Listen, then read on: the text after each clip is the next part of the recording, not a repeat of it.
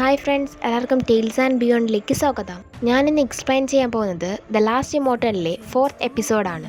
Fire ഫെനിക്സിന്റെ celestial essence കണ്ടുപിടിക്കാൻ പോകുന്ന ഗൂച്ചിന് എന്തൊക്കെ സംഭവിക്കുമെന്ന് അറിയാതെയാണ് 3rd എപ്പിസോഡ് കഴിഞ്ഞത്. അപ്പം നമുക്ക് 4th എപ്പിസോഡിന്റെ എക്സ്പ്ലനേഷനിലേക്ക് കടക്കാം. ദോങ്ഹോ ഹെവൻലി റിലംത്തിലേക്ക് കയറിയതിനാൽ പ്രധാന ശിഷ്യൻ എന്ന നിലയിൽ സിയാൻ ഷാൻ ഗ്രാസെ മൗണ്ടനിന്റെ ചുമതല ഔദ്യോഗികമായി ഏറ്റെടുത്തു. ഗൂച്ചിനൊരു എൽഡറായി മാറിയെങ്കിലും വൂട്ടോങ് ഐലൻഡിലെ ഫെന്നിന്റെ നിർവ്വാണം പരാജയപ്പെടുത്തിയതിനെ തുടർന്ന് അവന്റെ പ്രശസ്തി കുത്തനെ ഇടിഞ്ഞിരുന്നു. അവന്റെ ദുശാഠ്യവും ദുർബലമായ ഇമ്മോർട്ടൽ പവറുമായിരുന്നു വിമർശനങ്ങൾ. തുടക്കത്തിൽ ഹുവാഷു ഗൂച്ചിനെ അവഗണിച്ചു, അവന്റെ കത്തുകൾ അവഗണിച്ചു.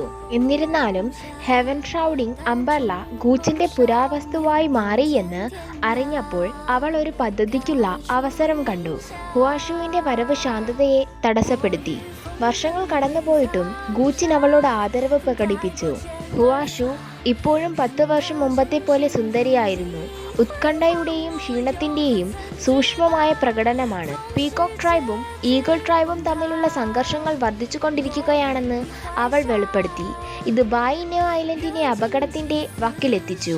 ഈ പ്രതിസന്ധി ഘട്ടത്തിൽ ട്രൈബിനെ സഹായിക്കാൻ ഗൂച്ചിന് ഹെവൻ ഷൗഡിംഗ് അംബർല ഉപയോഗിക്കാനാകുമെന്ന് അവൾ പ്രതീക്ഷിച്ചു. ഹുവാഷുവിന്റെ ആത്മാർത്ഥമായ ഭാവപ്രകടനത്തിനും അപേക്ഷയ്ക്കും സാക്ഷിയായ ഗൂച്ചിന് നിരസിക്കാൻ കഴിഞ്ഞില്ല. എന്നിരുന്നാലും അവൻ സമ്മതിക്കുമെന്നായപ്പോൾ ആയിൻ തിടുക്കത്തിൽ ഓടിവന്ന് അവന്റെ വഴിയിൽ നിന്നു. ഒരു ജൂനിയർ ശിഷ്യയുടെ പദവി അവകാശപ്പെട്ട് ആയിൻ ഗൂച്ചിന്റെ ജീവൻ സംരക്ഷിക്കാൻ ദോങ്ഹോ ഉപേക്ഷിച്ചതാണ് ഹെവൻ ഷൗഡിംഗ് അംബർല എന്നുറപ്പിച്ചു. ഹുവാഷുവിന് മുന്നിൽ വെച്ച് അവനെ നാണം കെടുത്തിക്കൊണ്ട് അവൾ ഗൂച്ചിനെ മയപ്പെടുത്തുന്നതിൽ നിന്നും അംബർല വിട്ടുകൊടുക്കുന്നതിൽ നിന്നും തടഞ്ഞു. ഈ സംഭവത്തെ തുടർന്ന് ദേഷ്യം വന്ന ഗൂച്ചിൻ ആയിനെ ശിക്ഷിക്കാൻ ഒരു മന്ത്രവാദം നടത്തി രാത്രി വൈകി അവളെ മുറ്റത്തോടിച്ചു. 3 റിലംസിലെ പ്രശസ്തമായ ഇമ്മോർട്ടൽ മൃഗങ്ങളുടെ ജീവചരിത്രങ്ങൾ ശേഖരിക്കാൻ ക്യുങ്ങി ആയിനെ സഹായിച്ചു. ഈ കഥകളിൽ നിന്ന് മാസ്റ്റേഴ്സും സർവൻസും തമ്മിലുള്ള ബന്ധത്തെക്കുറിച്ച് പഠിക്കാൻ ആയിൻ ലക്ഷ്യമിട്ടിരുന്നു. പ്രത്യേകിച്ച് ഒരാൾ അവരുടെ മാസ്റ്ററിനെ നേരിട്ട് അഭിമുഖീകരിക്കരുതെന്ന ഉപദേശം.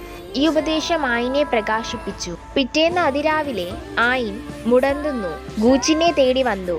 ഏറ്റുമുട്ടരുത്, അവന്റെ ഇഷ്ടാനിഷ്ടങ്ങൾ നിറവേറ്റുക എന്ന തത്വം പിന്തുടർന്ന് അവൾ അവന് വേണ്ടി പ്രത്യേകം ഗ്രീൻ ബീൻ കേക്കുകൾ തയ്യാറാക്കി ഗൂച്ചിനെ അത്ഭുതപ്പെടുത്തി. സെലസ്റ്റിയൽ എസൻസുകൾ തിരയാൻ തയ്യാറെടുക്കുന്ന ഇരുവരും സിയാൻ ഷാനോട് വിട പറഞ്ഞു. ആദ്യം ഡെമോൺ വേൾഡിലേക്ക് പോകണമെന്ന് സിയാൻ ഷാൻ ഗൂച്ചിനെ ഓർമ്മിപ്പിച്ചു.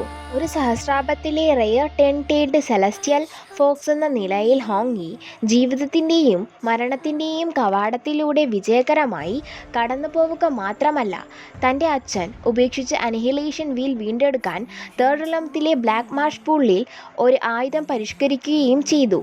9 അബ്ബാസത്തിലേക്ക് ഹോങ്ങിയെ നയിക്കാൻ സ്വിങ്ങിനോട് ഉത്തരവിട്ടു. കൂടാതെ ക്യുങ്ലിൻ ഹോങ്ങിയെ അവളുടെ സ്വന്തം ആവശ്യങ്ങൾക്കായി ഉപയോഗിക്കാൻ ആഗ്രഹിച്ചു. എന്നിരുന്നാലും പരിക്കേറ്റ ഹോങ്ങി തെക്കുകിഴക്കൻ ഭാഗത്തുള്ള വൂട്ടോങ് മരത്തിന്റെ ചുവട്ടിലൊളിച്ചു. ക്യുങ്ലിന് അടുത്തേക്ക് പോകാൻ പ്രയാസമായി. ഗൂച്ചിനും ആയിനും ഇമ്മോർട്ടൽ ഡെമോൺ അതിർത്തിയിലേക്ക് പറന്നു. താമസിയാതെ 2nd റിലംത്തിന്റെ ആഴമേറിയ ഭാഗത്തെത്തി. അത് ഫോക്സ് ഡെമോൺ ക്ലാനിന്റെ വിശ്രമ സ്ഥലമായിരുന്നു. ഫോക്സ് ക്ലാനിന്റെ ആകർഷണം ബാധിക്കാതെ അവർ കിങ് ഹോങ് റോയെ എളുപ്പത്തിൽ കണ്ടുമുട്ടുകയും അവരുടെ ഉദ്ദേശം നേരിട്ട് വിശദീകരിക്കുകയും ചെയ്തു. ഫോക്സ് ക്ലാൻ അവരുടെ കുഞ്ഞു ഫോക്സുകളെ വളർത്തിയ പുണ്യസ്ഥലമായിരുന്നു ക്വയറ്റ് സെക്ലൂഡഡ് വാലി. അതിനാൽ ഫോക്സ് ക്ലാൻ ആ ആശയത്തെ ശക്തമായി എതിർത്തു. ഗൂച്ചിന്റെ പശ്ചാത്തലം ലളിതമല്ലെന്ന് ഹോങ് റോ ഊഹിച്ചു. കാണാതായ തന്റെ അനന്തരവനെ കണ്ടെത്താൻ കഴിയുമെങ്കിൽ അവനെ ക്വയറ്റ് സെക്ലൂഡഡ് വാലിയിലേക്ക് പ്രവേശിപ്പിക്കാൻ അവൾ സമ്മതിക്കുമെന്ന് പറഞ്ഞു. ആദർശികമായി ഫയർ ഫെനിക്സിന്റെ സെലസ്റ്റിയൽ എസൻസസ് പർപ്പിൾ മൂൺ മൗണ്ടനിൽ ചിതറിക്കിടക്കുകയായിരുന്നു. 1 വർഷത്തിനുള്ളിൽ ഹോങ്ങിയെ തിരികെ കൊണ്ടുവരാമെന്ന് വാഗ്ദാനം ചെയ്ത് ഗൂച്ചിനും ആയിനും ഉടനടി സമ്മതിച്ചു. ഈ സമയത്ത് പർപ്പിൾ മൂൺ മൗണ്ടനിലെ വ്യത്യാസങ്ങളെക്കുറിച്ച് ആയിൻ ജിജ്ഞാസ പ്രകടിപ്പിച്ചു. എംപററിന്റെ ഭാര്യയുടെ അധികാരപരിധിയിലായിരുന്നു ഇത് മുമ്പ് എന്ന് ഗൂച്ചിൻ വിശദീകരിച്ചു.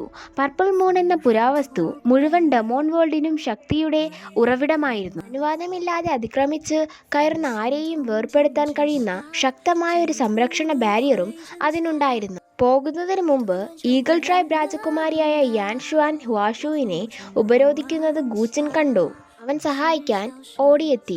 ഹുവാഷുവിന് പരിക്കേറ്റതായി അറിഞ്ഞപ്പോൾ വിശ്രമിക്കാൻ അവളെ അടുത്തുള്ള ഒരു സത്രത്തിലേക്ക് കൊണ്ടുവാങ്ങാൻ പോകുന്നത് മുതലെടുത്ത് ആയിനെ വഴിതെറ്റിക്കാൻ അവൾ രഹസ്യമായി ഒരു മന്ത്രവാദം നടത്തി. ഹുവാഷു വിവാഹം കഴിക്കാൻ ഉദ്ദേശിക്കുന്നുവെന്ന് കേട്ടപ്പോൾ അവൾക്ക് ഉപദ്രവം സഹിക്കാൻ കഴിയാതെ ഗൂച്ചിൻ ഹെവൻ ഷൗഡിംഗ് അംബർല എടുത്ത് ഹുവാഷുവിന് നൽകി. ആയിൻ സത്രത്തിന് പുറത്ത് വഴിതെറ്റിപ്പോയി പരിഭ്രാന്തയായി ഗൂച്ചിന്റെ പേര് വിളിച്ചു.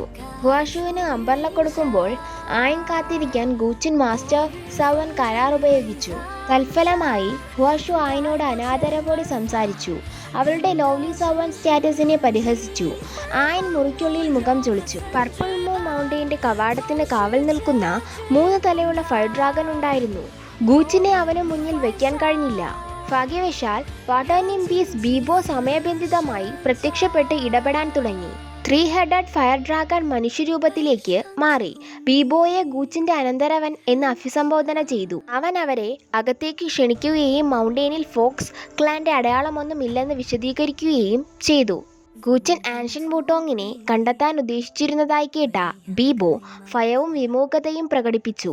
വൂട്ടോങ് മരം സ്ഥിതി ചെയ്യുന്നത് 9 അബായ്സ് ഡെത്ത് പ്രിസണിൽ ആണെന്ന് മാത്രം വെളിപ്പെടുത്തി. അങ്ങനെ 4th എപ്പിസോഡ് ഇവിടെ എൻഡ് ആവുകയാണ്. 9 അബായ്സ് ഡെത്ത് പ്രിസണിന് എന്താണ് കുഴപ്പമെന്ന് 5th എപ്പിസോഡിൽ അറിയാം. ഇഷ്ടപ്പെട്ടാൽ ലൈക്ക്, ഷെയർ ആൻഡ് സബ്സ്ക്രൈബ്. അടുത്ത എപ്പിസോഡുമായി വരുന്നത് വരെ എല്ലാവർക്കും ബൈ ബൈ.